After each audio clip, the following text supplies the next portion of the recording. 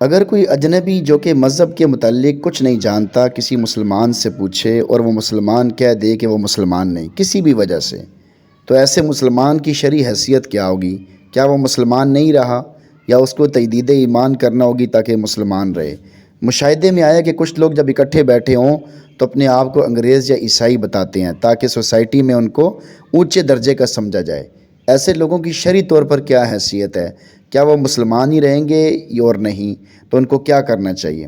کسی مسلمان کا جان بوجھ کر اپنے آپ کو غیر مسلم ظاہر کرنے یا انگریز اور عیسائی بتانے سے آدمی کافر ہو جاتا ہے۔